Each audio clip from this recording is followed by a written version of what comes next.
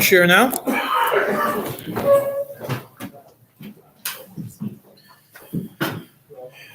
There is a Kuf Samach and Kuf Samach and Shulchan Aruch Sa'if Yud Zayin we're going to be talking about. Now it just happens to be in the paper that I gave you. There's a mistake on the top where it says Siman Kuf Samach Kuf Samach I forgot to update it to Sa'if Yud Zayin in Shulchan Aruch and Sa'if Samach Vav in the Alter Rebbe. Just the cap along. Today we're going to be discussing Siman Yud Zayin, Sa'if Yud Zayin, and you'll see why it's quite interesting. I'll give you first an introduction of what we call secondary loans. They're not exactly the regular standard loans you get from a bank. You go to a bank, you want to get a loan. Yeah. So you go, you give your paper, you show your ID, and you show your finances, and you get a loan. If it's a big loan, sometimes you have to give collateral, you have to give a mashkin. Sure. If you can't get a loan from a bank, there's hard money lenders, but they also do their reviews of everything. Then you have a pawn shop lenders. What's a pawn shop?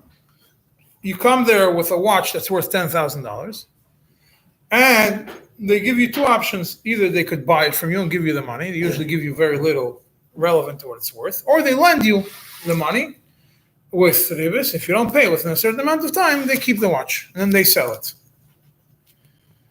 And they make the cheshbon how much they value what you give them. So a regular, standard, normal pawn shop that follows the laws, you walk into there with a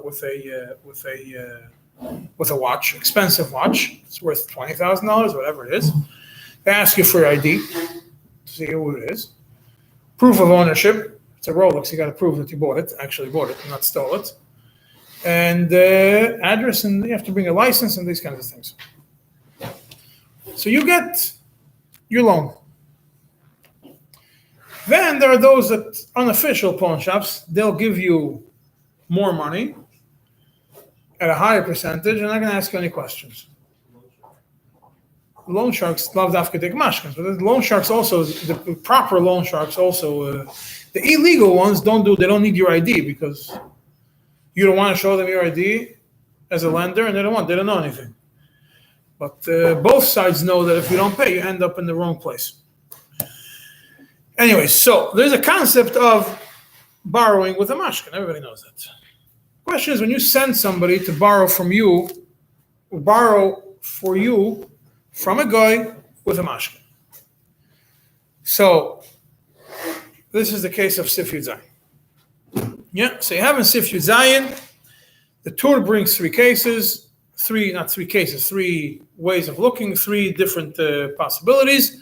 Shulchan Aruch brings the same three possibilities. We go first through the Tur, then the Shulchan Aruch, and then the Alter Rebbe, and what is relevant Lamaisa, and then we'll discuss, if we have enough time, we'll discuss other news.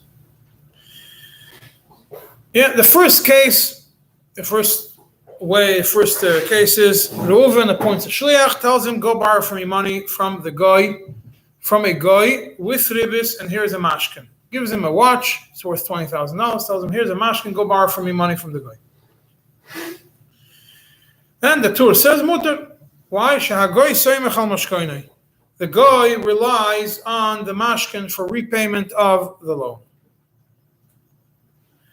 Yeah, that's v'chein mutter, that's regarding the loan. You're allowed to do the loan. V'chein mutter l'shliach l'havi haribis mereuven.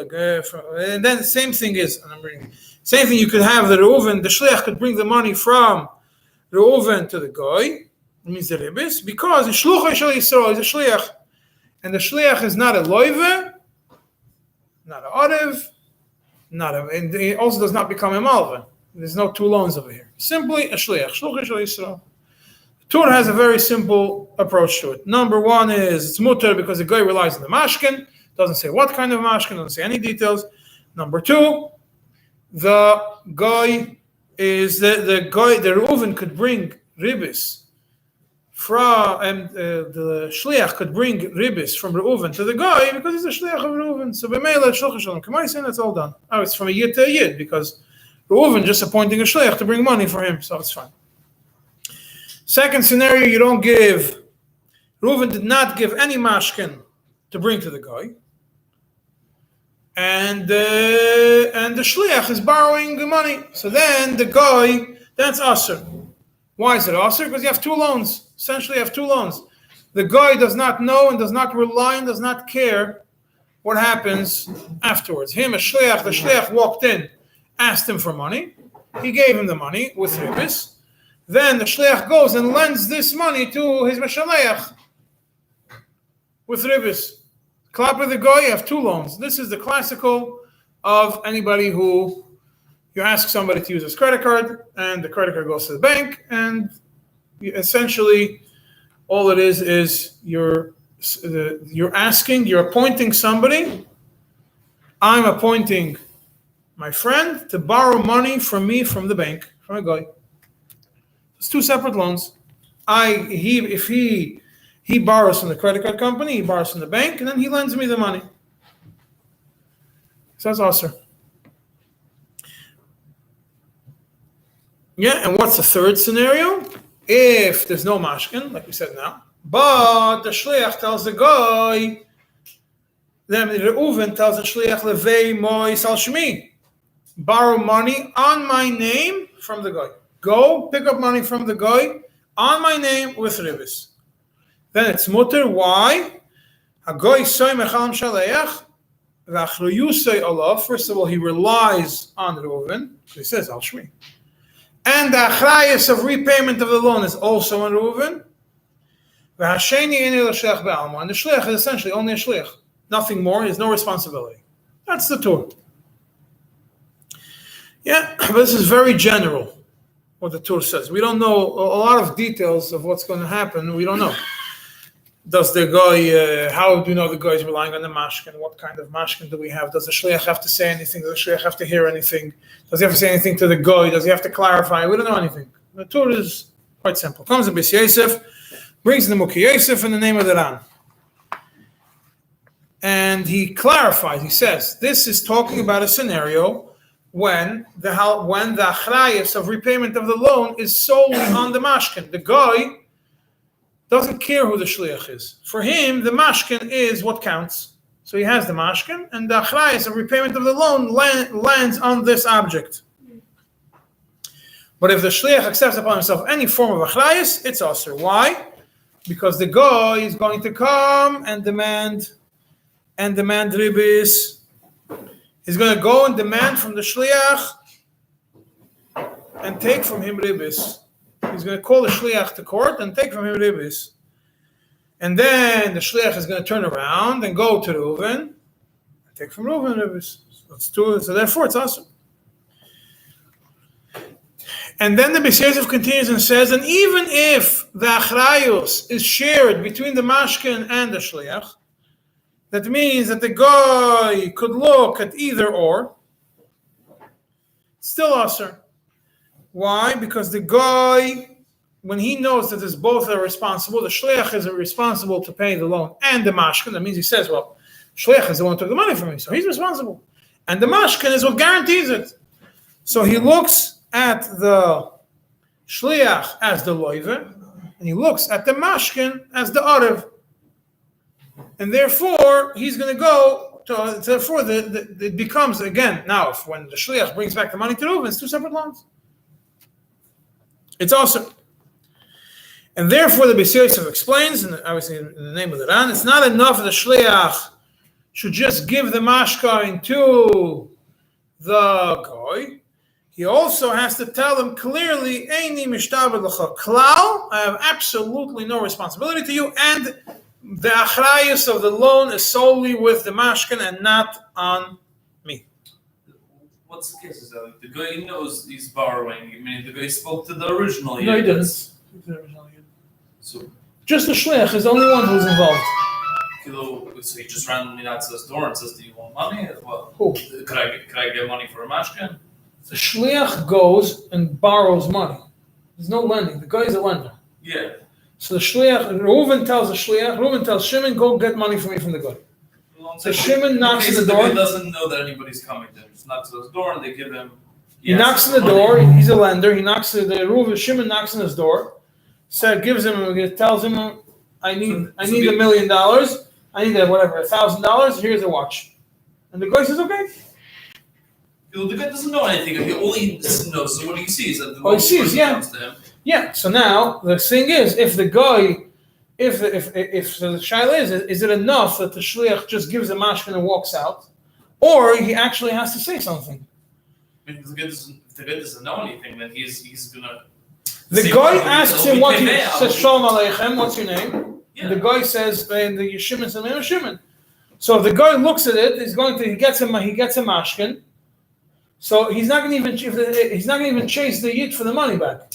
The same way that there's no mashkin, he's going to be teveya. He's going to be teveya the Shimon. Yeah. It's the same way if there is a mashkin, he doesn't know about Reuven, he's also going to be teveya Shimon. Right. So that's why. So that's the thing over here. If there is a mashkin, it's still considered kosher because the guy is relying on the mashkin and not on Shimon. Being that the guy is relying soymech smichos das. Why did the guy give the loan?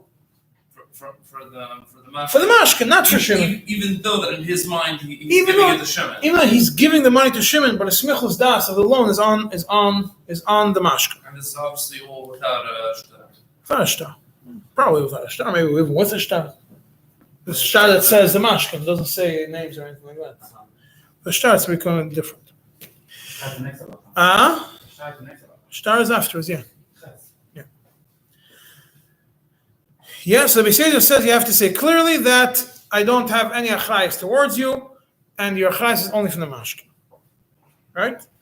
So this is, what does he say? He says, according to the Ran, the reason the problem is, the Beisayah says, according to the Ran, the problem is that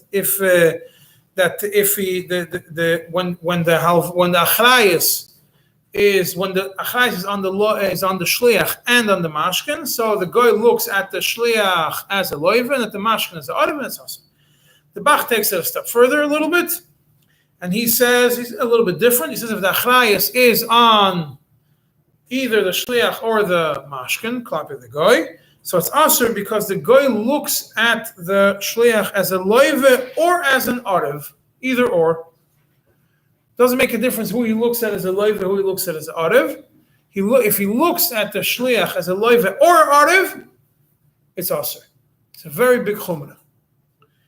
Regular orav. He looks at him as orav, it's aser. Why is that? He's mas imam shich, because according to the Goyish laws, at least in those days, you were able to go straight to the orav to collect money.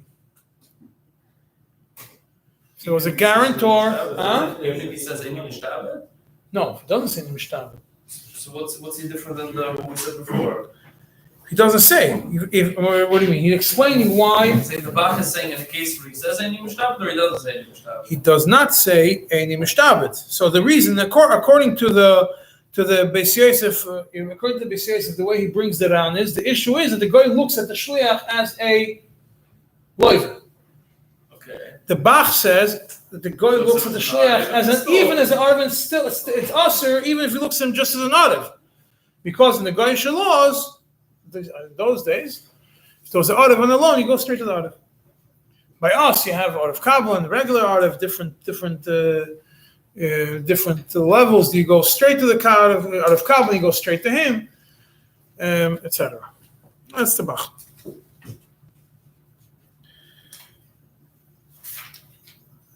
The Darkei Moshe brings an interesting case in the name of Maram Rothenburg that if you have if a yid borrows money from another yid without ribos, obviously, and gives him a mashkin, so the malva now has a mashkin, and the malva went and borrowed money with this mashkin from a goy. Reuven has a mashkin in his hand. Reuven lent money to Shimon. Shimon is now the loiva, right? Without ribos, kosher alvar. And Reuven took a mashkin. Now Reuven goes and uses this mashkin to borrow money from a guy. He uses Shimon's mashkin to borrow money from a guy. Huh? I don't know if it's allowed. It's a separate question if it's allowed or not. Depends how he got it, huh? Could be a higher amount, could be the same amount of money. No, it's not. It's unrelated. Now he has this one loan between Reuven and the guy, and one loan between Reuven and Shimon. So then comes a time that Reuven has to pay back the loan to the guy with ribis. To the guy with ribis. Shimon is not part of the story. Shimon and Reuven have a separate loan. So Shimon comes and says so Reuven tells the guy, the mashkin that you have really belongs to Shimon. Shimon's going to come and pay you the ribis. And so it says Reuven has to pay it, even if he made a condition with Shimon. I'm lending you money now because I don't need the cash today. Yeah? I'm giving you $10,000. I don't need the cash. However, if I'm going to need cash, I'm going to borrow from a guy with ribis. And I'm going to use your mashkin. Just giving you a heads up. Your mashkin is going to end up by the guy's pocket. Because if I'm going to need the money and you're not going to have it, I'm not going to charge you ribis because I'm a yid. But I'll go and I'll borrow from a guy with ribis. Still awesome. The only way that it's possible is if Reuven tells the guy when he's giving him Shimon's mashkin, tells him, I'm borrowing money from you, and I'm giving you Shimon's mashkin, but it's not mine, it's Shimon's mashkin. I'm telling you right now, the mashkin I'm giving you does not belong to me, belongs to Shimon because he borrowed money from me. Then it's mutter. Why is that? Because the guy relies on the mashkin. What would be the issue? Is that it's a kill borrowing through Shimon? Borrowing through. It means the first case, the first scenario when there's no when he didn't tell the guy that it's Shimon's mashkin. Yeah. So it's two separate loans. Because Reuven basically went to the guy and borrowed money from him with ribis. You just borrowed. He has a hall with the guy with the ribis. He has a hall with the guy with the ribis, and then when the time comes to pay, Shimon has to pay. Shimon owes money to Reuven. Okay. So instead of Shimon paying back Reuven the money that he owes him, Shimon wants to get the mashkin back. Reuven tells the guy, I'm not paying you anything. The mashkin I gave you is Shimon's mashkin. And Shimon's going to come and pay you with ribis because I had a deal with him. If I need the money, I'm going to borrow. It's regular about ribis. Yeah, but it's not directly. That's what it does. That's why Reuven has to pay the guy. If he made an agreement with Shimon, then it is directly. Yeah. If he tells him, I'm going to borrow from a guy beribis if you don't pay me. Meaning I have the ability to use, I'm getting mashkin. Money back, I'm getting a mashkin with the ability to borrow on it. Yeah. This was also, yeah. Was it not similar to a guy album? Was it a guy album over there? You guys know. That's similar, I'm saying. He's basically robbing him from his mashkin for his own. He's not robbing him. The guy's a nice guy. The guy just wants his money back. The yid is a guy. And the yid owes him should be liable for the mashkin. The yid owes the money to the guy.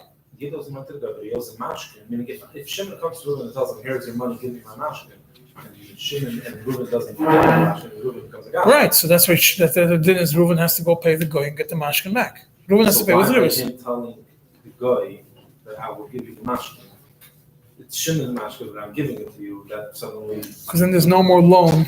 Then when the only reason the guy is lending the money, he's essentially lending it to Shimon through Reuven. But Shimon doesn't say anything. Shimon did because he just got cleared from the loan. So to speak, he was get cleared from the loan. Shimon doesn't owe money to Reuven anymore. If it's the first scenario, Shimon still owes money to Reuven, and Reuven still owes money to the guy. But if the guy hears that it's Shimon's mashkin, it's his. Now, in his mind, I have nothing to do with Reuven. I want to do with Shimon. And Reuven, in his mind, nothing to do with it. Reuven pulled himself out of the deal. Yisachar sold the loan to a guy. Pretty much. So in number 2, why it's mutter, Shimon's giving the money to the guy? Shimon's giving the Shimon's going to do this to the guy. And it's mutter because of It's what? the loan is on behalf of the guy. It's on behalf of Shimon. Means Reuven is out of the picture. It's as if he just went and borrowed money from the guy with Shimon's mashkin. Same as a thing. He gave the guy a mashkin and he borrowed money on that. Became the shliach. Reuven became the shliach. Yeah, and regarding the third case, when you have that the guy is relying, when you tell the guy, the third case that we brought in the Shulchan Aruch and the Torah, that when the shliach tells the guy that I'm borrowing the money for the shliach, for Reuven, and the guy relies on it, is on Reuven's name. The guy relies on it and he believes him, and he's only going to go after Reuven, after the Shaleach. Then the Beis Yosef brings that it has to be clear that the guy cannot go after the Shliach midin loive, and the Ran says, and even not midin out of Kablan. It means not out of Kablan and not Shliach. No, it's the Ran. The Ran says also out of Kablan, but not the word Arev. In this case, in the third case, the Bach is talking about in the beginning. Good. Now comes the Shulchan Aruch, brings you all three cases, the same three cases, and there's different lashonos. The Shulchan Aruch uses different lashonos in the first and in the third case. Different in the lashon of the Torah, and it's important differences because they have differences lahalacha that are doing for them. First case, when he says that you give a mashkin to the goy, you bring Reuven's mashkin to the goy. The Mechaber uses the words "Machrayus hagoy ala mashkin bilvad v'lo ala shliach klal." He adds the words that it has to be clear that the achrayus is that the goy is placing the achrayus on the mashkin and not on the shliach, right? Because in the Torah, all it says is soymech daite al mashkin. He's smichas das. He's lending it based on the mashkin. The Beis Yosef says no. You have to give it with that. Has to rely on him that way. The achrayus has to be on the mashkin and the shliach. You rely so much on mashkin. Is the mashkin really mashkin? It is technically a mashkin is a mashkin until you pay back the loan. But if you don't pay back the loan, then the mashkin means the guy is relying on the mashkin because the mashkin is probably worth more than what it is. That's what the shach is going to say. If you're relying so much on mashkin, isn't that just you pay back with something else? He was paid back for the loan. Yeah, Pay back with mashkin? pretty much. Good mashkin, you get paid back. It's not a mashkin. It is a mashkin. It is a mashkin because you come back and take it. It doesn't fully become, if the loiva comes back on time and brings back the money, then the mashkin goes back to him. It's not a sale. So how can you really rely on the mashkin to get another one with this? Because that was a tnai, mechatchila. If I need to. That's something that's a mashkin. If you make a tnai about mashkin. Because I'm saying is I'm giving you a loan. Make a tnai about mashkin. It's not you can't get it back. You could get it back. I need the money. I'm lending you money now because I don't need it. If I'm going to need the money and you're not going to have the money, I'm not going to sit around and wait for you. And I'm not going to sell you mashkin. I don't have a head for that. I'm not in the business of selling used cars. So as much as you have a fancy Bentley outside, I'm not going to be selling your used car. So I'll just walk into a store and tell another person and transfer to him the car and borrow money on ribis because you're not paying me. That's it. This is the only case that it's in the middle of the loan. What? Yeah. And those are Those at night. It was back to over here. So now, according to over here comes the shach, and right away has. It's not really case 1 and 2. It has to be one. Case. Yeah. So it's not really case 1 and 2. It's 3 different parts of the two. Now, it seems like the shach had a question. That's I understood the shach. Even though the shach starts with an answer, I understood the shach has a question first. Being the Torah does not mention that achrayus, the whole line of achrayus hagoy is on the mashkin, not on the shliach, and it seems like maybe according to the Torah, as being that the goy was soymech das on the mashkin, so even if some achrayus is on the shliach, it's still mutter, which doesn't make sense. So the shach right away explains Sifkot Nanof. Now he gives you a new definition over here. He says we have to understand there's 2 kinds of mashkin. There's a good mashkin which covers all the keren plus the ribis. You have a bad mashkin which doesn't cover the keren and the ribis. But it's still a mashkin. The guy's ready to lend on the mashkin, but it's not such a great mashkin. So he says the Torah is talking about a case when the mashkin is so good to pay the whole loan with the ribis, and so then the guy has no reason to go after the shliach. He has a great mashkin. If anything, the mashkin is worth so much, he might be happy to not even go after the loan. So mistame who soymech al mashkin levad v'lo al shliach. Mistame, we think in his mind, what is he soymech on? He's soymech on the mashkin, not on the shliach. But the Shulchan Aruch is talking about a scenario when the mashkin is not that great. So then the guy is relying also on the shliach. Because the mashkin is not such a good mashkin, such a good quality. Therefore, Beis Yosef demands that the shliach has to clearly say that he's not mishtabed. That's how the shach explains it. Happens to be the Erech Lechem, which is on the bottom over there in the Shulchan Aruch. You have the Erech Lechem, small ha'aris. He does not seem to take this. He does not seem to agree about this whole mashkin toiv, mashkin loitev, because the way not speak with mashkin. He Bechlal says whatever the Shulchan Aruch says over here that it's achrayus hagoyel mashkin mevav l'shliach, that there has to be a condition. He says all that is an extra chumrah. He says the Rashba and the Rosh don't bring this thing. They just say if you lend on a mashkin, the guy relied on the mashkin, it's enough.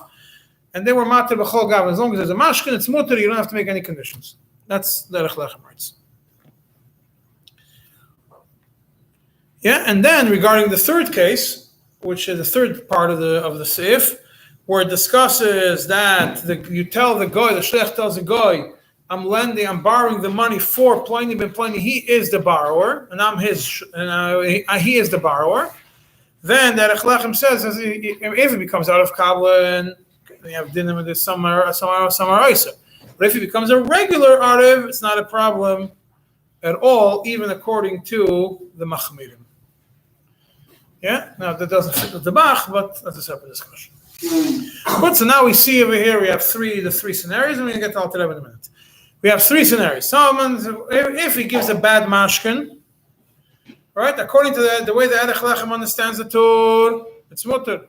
He looks at it whether it's a good mashkin, bad mashkin. The Torah, the way it seems like from the Erech Lechem, the way he understands it is those people, the ones that are matir in the mashkin, those the Rashba and the Rosh, were matir b'chlal. Use it. Huh? So how are they? He doesn't mention the word Torah. He disagrees with the Mechaber. He says that what the Mechaber says that you have to do this. It's not good. Look at Erech Lechem. It's short. It's one line. You don't have Erech Lechem in that print? So it's only the Machne Yerushalayim because I should have printed it out. Okay, I'm sorry for that. So he says the way it's simple because at the end of the day the guy relies on the mashkin. You realize the mashkin. It makes no difference whether it could be that the shliach is going to, could be that the guy could go after the shliach. Yeah, it's not a problem. Why? L'chayla, we could say that the reason of the Erech Lechem is because he looks at the main thing as the shliach. He understands that the yid ultimately is the shliach of. Shliach is the shluchei shalodem k'moisei of Reuven, and b'meila he did what he had to do. He gave a mashkin. It's a full-fledged loan. It could be the guy could afterwards also go after the shliach. Might start up with him afterwards also. Maybe it's not this. It's not a problem. Right? But according to the shach, it's asur. Why? Because according to the shach, and if it's a bad mashkin, since he's relying also on the shliach, not only on the lender, so it's a problem. Therefore, the shliach has to clearly say to the lender, I am taking zero responsibility. Your whole responsibility is on the mashkin. So we could say, though, either we're looking at, we could explain that the difference between the Erech Lechem and the shach is do you look at the achrayus, who's responsible for the loan, or do you look at the smichus das of the malveh? So the guy, if the shliach is there and the mashkin is not that great, what does the guy think in his head when he gives a loan? I have this mashkin, it's not that great. If all else fails, I can always go after the shliach. If it will be only based on the mashkin, he might not have given the loan. So smichus das, his agreement to lend was based on having the shliach there also. According to the Erech Lechem, no, the shliach was sent there. Seems like that's the reason. So who's the achrayus of the loan on? Achrayus of the loan is on the malva. Achrayus of the loan is on the loive, the first, the Reuven, not on the shliach. He could go after him, fine, but really the achrayus, who's the borrower over here, is the first Jew. That's if he gives a bad mashkin. What happens if he gives a good mashkin? If he gives a good mashkin, according to the way the shach understands the Beis Yosef, it's enough. Because the mistama, the guy relies on the mashkin by itself. Yeah, however, if you look at the simple lashon of the mechaber here in Beis Yosef, it does not make any difference between a good mashkin and a bad mashkin. He just says that when it comes to a mashkin, you have to say clearly that you could only rely on the mashkin and not on the shliach. that means that from the Pashtus, not the way the Shach understands it, the simple lashon of the Mechaber and the Beis Yosef, that it's not enough to have the smichus das. Even if it's a good mashkin. The smichus das is what the Torah says, soymech. But the Mechaber seems to make an important distinction that you have to make clearly that the achrayus is on the mashkin and not on the shliach.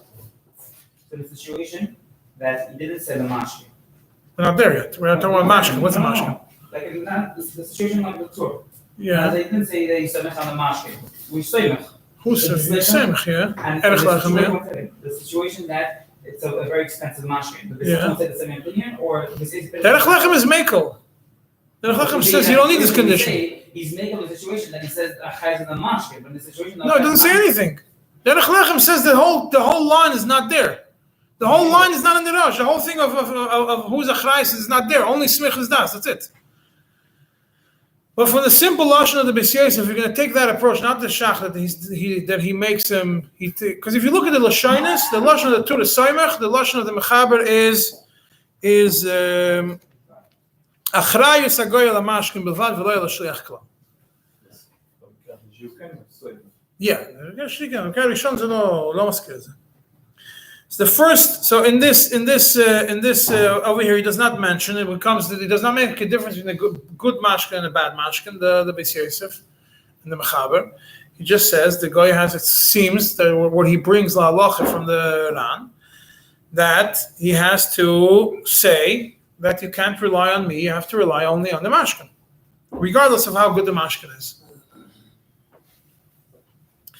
Yeah, now, and if the shliach does not bring any mashkin with him, rather he just tells the guy, this loan I'm taking is for the oven, and the guy believes him. Yeah, because that's what we said, the guy has to believe him. So, you take the simple lashon of the Torah, yeah, being that the guy relies on the oven, and so for him, from his point of view, from the guy's point of view, the achrayus remains on the oven. So what's the shliach? Nothing more than the shliach. That's what the Torah says. It's not because he's a shliach. Yeah, the main thing is that the achrayus is on Reuven. He looks at the achrayus that the loan was on. The achrayus of the loan was on Reuven. And the shliach doesn't have to do anything more. He says, I'm borrowing for Reuven. I'm taking money for Reuven. And the guy says, okay, yeah, it's good for Reuven. Yeah, fine, perfect. And that was it. So Reuven is nothing more than a shliach to bring the money.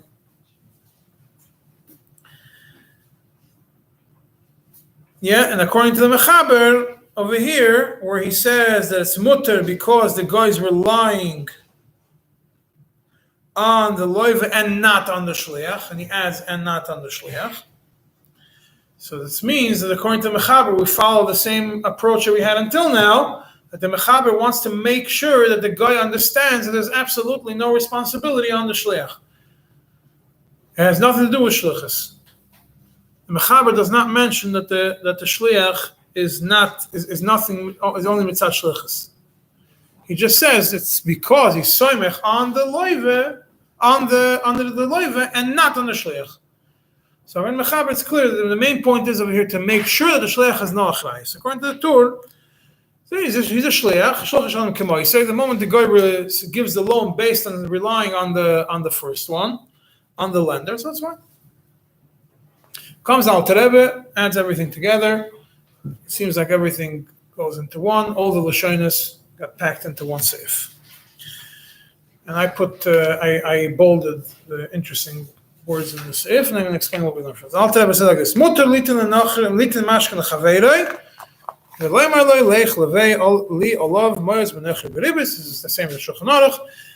Give a guy a mashkin, tell him go borrow from me money with ribis. And the yid could go, the shliach could go take money from the woman and bring it to the guy to pay him for the ribis. Ki shluchei shaladam k'maisei mentions it. Why is it? Because shluchei shaladam k'maisei, like the Torah. Ve'keilu haloive noisen l'nochri be'atzmoi hamashkin v'aribis. Being the shluchei shaladam k'maisei, so the shliach is nothing more than just a yad arichte, yeah, the long hand of the malva, and he's the one who brings the mashkin. He's the one who brings the ribis. Ve'lova mimenu hamois be'atzmoi, and the loive took the money with his own hands. ואף שהשליח לא יאמר לאנוכי שהוא שליח הלוי ואין בכך כלום. The shliach does not have to tell the guy that he's representing the loive. Because there's a mashkin. Doesn't have to tell the guy anything. The guy is relying on the mashkin, but that's not the reason Alter Rebbe says first. Alter Rebbe says Shulchan Sholom K'moisei. Being that there's a good mashkin, the first thing Alter Rebbe says, Shulchan Sholom K'moisei, it's as if he just went, the Reuven went through his Yad Arichte and gave a mashkin and got along.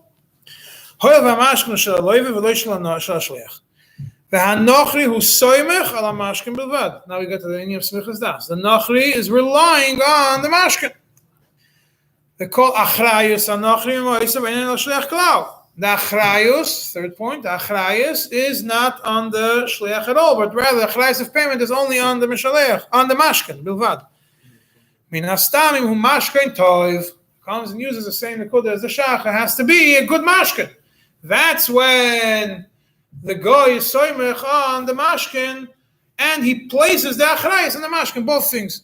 Say soymech smichas das. The reason he lent it is because of that. Soymech al mashkin for the purpose of the loan and achrayus. But the mashkin is not that great. And suddenly, if the mashkin is not that great, the shliach has to tell the guy, I have no responsibility towards you. Your whole achrayus is only on this mashkin. We come to the third point. If he does tell him, all the achrayus, I have no achrayus, mutar af beloy mashkin, mutar even without a mashkin. In such a scenario, you have to clearly say you are the shliach of the loive. There's no mashkin. You can't say, the achrayus is not on me, but it's on the mashkin. But there's no mashkin. So obviously, you have to say the achrayus is not on me, but on plain and plain. You can't say without anything. The achrayus is not on me, but I'm taking money from you without a mashkin. It doesn't work. First, he has to say the shliach haloive, and he has to say the whole achrayus is on the loive, nothing on me at all. Loi midin loive, v'lo midin of kablan. This is like the Ran also, the Ran and the Bis Yosef. Not the loive and not out of kablan. And hanochri ma minoi v'soymach al loive b'lvad. Such a scenario, the nochri believes him and is relying only on the loive, therefore it's mutter. So we see from Alter Rebbe, first of all, the three nekudas. I point them out. I'm going to point them out again. First of all, Shulchan Sholom K'moisei. He mentions the whole idea of shliach. And this is like the Torah. The Mechaber B'chal doesn't go into the whole nekuda that it becomes a shliach, so it's considered as one loan, that whole nekuda over there.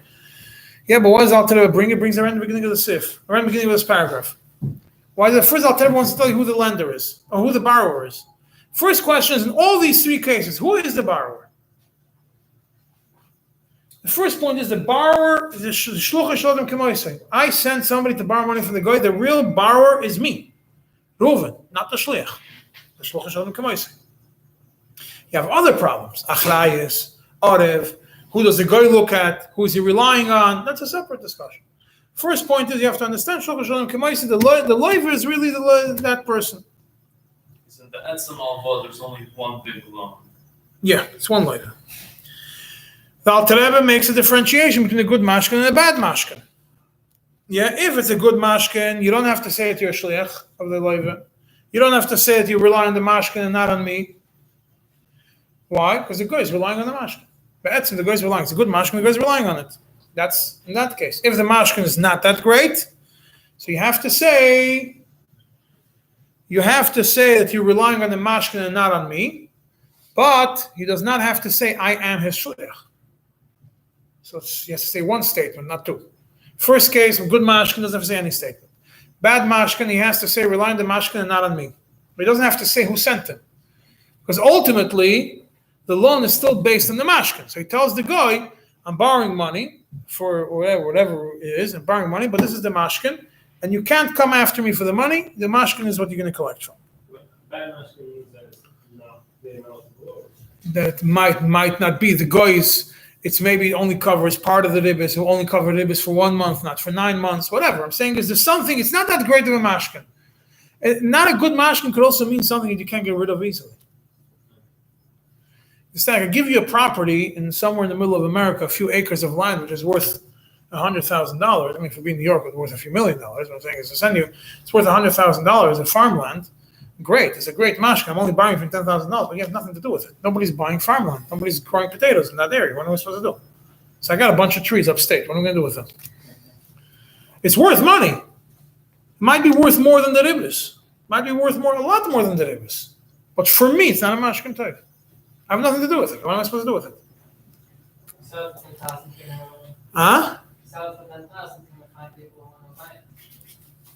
Yeah. Yeah, maybe. But again, I have to deal with selling it. I have to get a broker. I have to go up there. I have to drive. I have to sell it. I have to file papers. Zadik. Some things you don't want to deal with. A mashkin is not a good mashkin is something that I could get my money easily. Basis, even if it could be less, but if it's a good It's a good item, then it's worth it. Or in the case that Kilu, maybe it's even a small item, Yeah. it's not valuable, but if it's sentimental, It's not that valuable. Could be, yeah. It's a divorce if the person Toiv for the person. Same, I think that toiv is for because the whole nekuda, the main nekuda is a smichas das. So if it's a good mashkin, then he's willing so it's not for for him. the nachri. It could be Toiv for the nachri. no, it could even be tied for the as long as the nachri is Saimech and he knows. Let's say it's a But sentimental item. yeah. That's toiv the other way. He's relying. He knows that he's going to get back his money. If it's muchadas or whatever, Yeah. either way. It should be at least the value of this. Yeah, that could also be. Yeah. But it could be more than you need more than just a value. You're lending with ribbis. You want also the ribbis involved. A piece of jewelry is very easy to get money for. You know the set market gold you would for when you sell it back, it's 2/3 of the price ladder. And that's they weigh it and they give you 2/3 of the price of gold today. Usually that's how it is. So you know if you're borrowing $10,000 and somebody gives you this that amount in gold that's worth $20,000 when you sell it in the store, it's easy because why you don't have to do anything. You walk into almost any jewelry store, they'll put it in the scale, they'll give you a check or cash. Whatever it is, it's very easy. A car is more complicated. A property out of town is even more complicated. So it could be a good mashkin, but it has to be good for the people involved over here. Yeah. Then, when it comes when there's no mashkin at all, and he tells him you're relying on the borrower, then he has to say clearly, "I'm the shliach of the loive," and he has to say the achrayis is not on me but on the loive. Okay, you can't tell him go rely on the mashkin. It's no mashkin. The next point, Al Rebbe does mention the idea of smichus da, of seimech, the nechri seimech on the mashkin, and sai achrayis amos, who's responsible to pay. Yeah, and that's why, because it's seimech on the mashkin, so you have to have, there's a difference in the mashkin toiv and not such a good mashkin. And also the idea of achrayis, and the mashkin pretty much is a proof for the achrayis of the money. So if it's the good mashkin, and who's the achrayis of payment on? The mashkin. It's a good mashkin. So the achrayis of payment falls on the mashkin, so you don't need to say anything. If it's not such a good mashkin, then obviously the achrayis is also going to be on the shliach. The shliach knows that he's going to have some achrayis, so that's why it's a problem. Yeah, in the case when the next point is in the case when it's a good mashkin, he does not mention that we have to be worried whether there's whether the guy is going to go after him as an out of kablin or anything else. If it's a good mashkin, he says it's good. Even though bepoil the guy could go in a cause maybe and go after the shliach who's the out, it's still not a problem. So 3 and 4 fit. I mean, that's somewhere 2. Or details in 2. Yeah. It's all hemshech, one to another.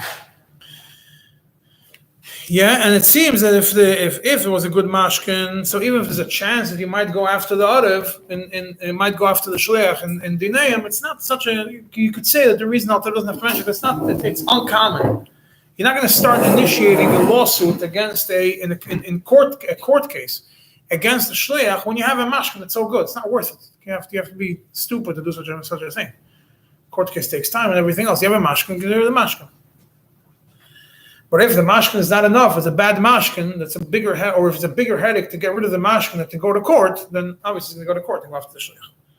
There's a few other nekudas which are around this that are important to point out. This is Yeah, the first case, the 3 points I wanted to point out. The first case, when a person gives a mashkin, a good mashkin according to the Shach and Alter Rebbe, stam mashkin according to the Torah, according to the way that Arich Lechem understands it. And the guy relies on the mashkin. We say that you don't have to tell the guy that he has to rely on the mashkin, right? Because the guy relies on the mashkin itself. Right, so what happens in the case if the guy tells, even in the great mashkin, the guy tells the shliach, hey, it's a great mashkin and everything, but as much as I love you and everything, and the mashkin is great, I'm still going to put some achrayas on you. I'm still going to go after you first. I'm still going to call you first to try and get the money out of you. In such a scenario, it's clear that what? No, get money out of who? If he tells the whole yesod of the Torah is and the Shulchan Aruch is, he's relying on the mashkin, on the good mashkin. So therefore, it's good. You don't have to worry about it. But if he clearly tells him, even when it's a good mashkin, clearly tells him, I'm not going to rely on the mashkin. I'm also relying on you as a shliach. Then obviously it's a problem, even when it's a good mashkin. You can't say, it's a good mashkin. We don't care what the guy says. First, just a point to realize. If the guy tells that the fact that the Shulchan Aruch says that you're relying on the good on the mashkin, it's a good mashkin. Even a great mashkin, you still want to get the money better than mashkin. Right, but in such a case, why did the guy rely on? What's a smichus das? The guy's relying on the achrayas is on the mashkin, and b'meila it's on bala mashkin. Here he's telling the shliach clearly, I'm relying on. I mean, it only after I went to the guy who actually borrowed money from me and they tried to get money from him. Yeah, well, if he tells him in chatchila that I'm also going after you, then it still doesn't work, even if it's a good mashkin. That's the first point. They don't get the money from Reuven. Yeah. With mashkin, then it's going to come to you. Yeah. If we say Shleach Shalom to Moisei, and he still the guy says that maybe say Could be.